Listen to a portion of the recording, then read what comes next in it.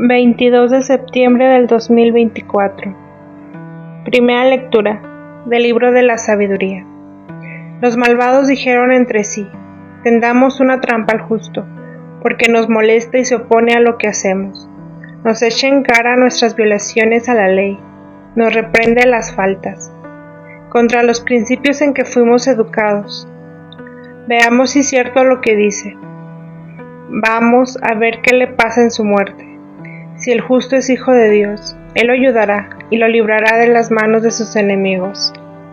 Sometámoslo a la humillación y a la tortura, para conocer su temple y su valor.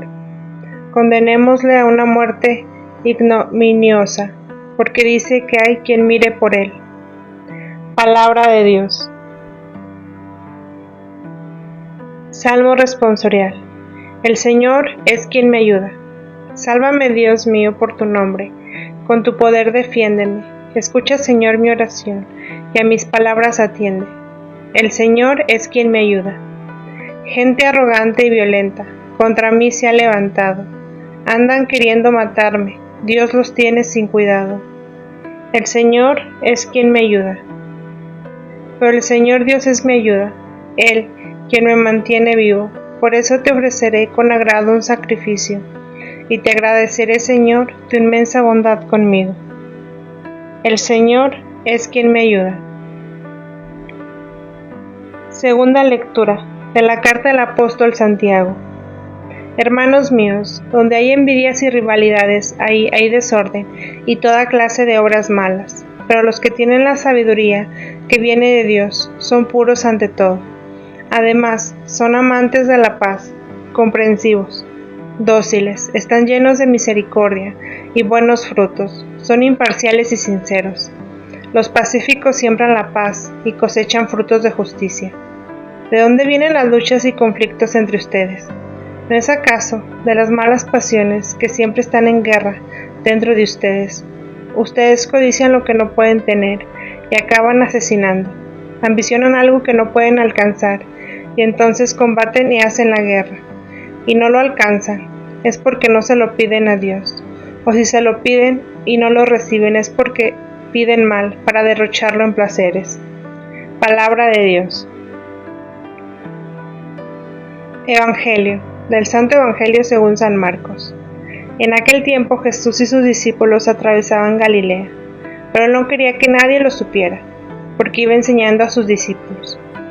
Les decía: el Hijo del Hombre va a ser entregado en manos de los hombres, le darán muerte, y 3 días después de muerto resucitará. Pero ellos no entendían aquellas palabras, y tenían miedo de pedir explicaciones. Llegaron a Cafarnaúm, y una vez en casa les preguntó de qué discutían por el camino, pero ellos se quedaron callados, porque en el camino habían discutido sobre quién de ellos era el más importante.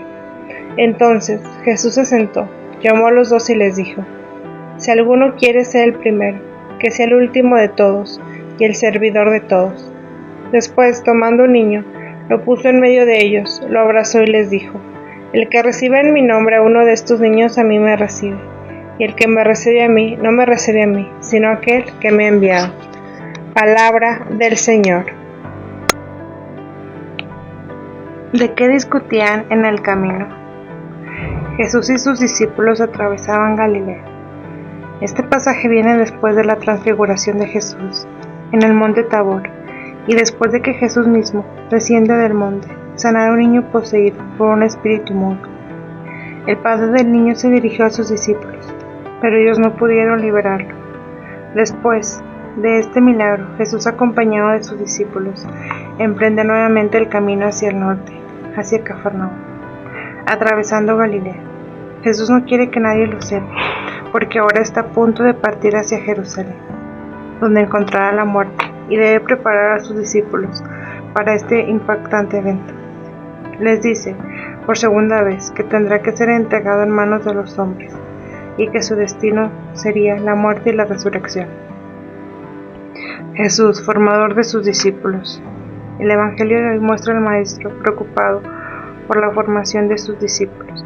La misma salida de la casa, en donde había conversado con sus discípulos, versículos anteriores, desea que nadie lo supiera, El texto presenta una secuencia alrededor del verbo cuestionar.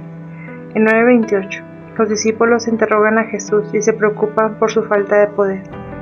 Después no se atreven a interrogar a Jesús sobre las palabras que acaba de pronunciar, sobre su destino, sufrimiento y muerte. Lo que se calla es lo que se teme, y Marcos dice claramente que tenían miedo de interrogarlo, miedo a lo que también pudiera revelarse para sus vidas, a partir de esas palabras pronunciadas por Jesús. Enseñanzas a los discípulos.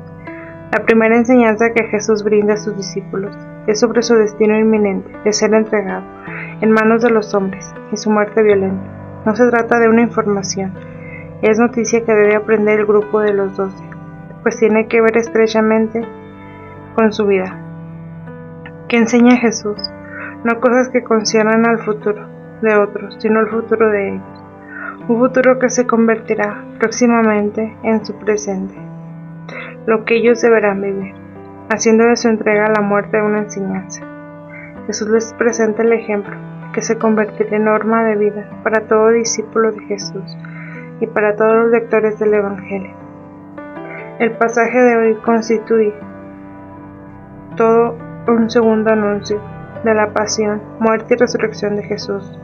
Sus palabras revelan su profundo misterio, el camino de su vida, y constituyen la enseñanza por excelencia que los discípulos deben aprender. Pedagogía de Jesús. Hay enseñanzas que requieren ser repetidas y en última instancia vividas, para que puedan penetrar en las mentes y en los corazones de los discípulos, que siempre son lentos para creer. Y de hecho, ya se produce aquí un cambio en la recepción de las palabras de su maestro. Ninguna reacción vehemente gritada, impulsada, como sucedió después del primer anuncio, solo un silencio que no quiere o no sabe comprender. Y más adelante en el camino hacia Jerusalén se especifica el significado de la entrega en manos de los hombres, que aquí se menciona. Va a ser entregado en manos de los hombres. Incluso en ese momento no habrá comprensión por parte de los discípulos. Sus palabras comenzarán a ser entendidas cuando llegue el momento en que alcance su punto de máxima elocuencia. Es Jesús quien pregunta, ¿de qué discutían por el camino? El silencio de ellos es elocuente. Lo que discutieron es inadmisible. ¿Quién de ellos era primero y el más importante? Su silencio delata también su vergüenza. La respuesta de Jesús a su silencio es clara. Sus palabras realizan el primer paso, de ser el primer al último de todos y el servidor de todos, incluso de quienes por capacidades intelectuales o por capacidades espirituales sean menos favorecidas. Jesús quiere que la lógica de las bienaventuranzas sea puesta también en el servicio de la autoridad, en la comunidad cristiana, y hace más clara su voluntad con un acto simbólico. Toma un niño, lo pone en medio, lo abraza y acompaña, todo con estas palabras: el que recibe a mi nombre a uno. Jesús rompe la lógica obtusa de los discípulos, que discutían sobre la prominencia en el grupo. En el libro de sabiduría nos presenta este mensaje: los justos de manera injusta deben esperar persecución e incluso hasta ser llevados a la muerte. Este libro, escrito 50-80 años antes de Cristo, no se refería inmediatamente a Jesús, se refería al justo, en el que aquel tiempo era considerado un hijo de Dios. Posteriormente, la iglesia primitiva, al leer este pasaje, lo aplicó a Jesús. La carta de Santiago nos presenta la verdadera sabiduría.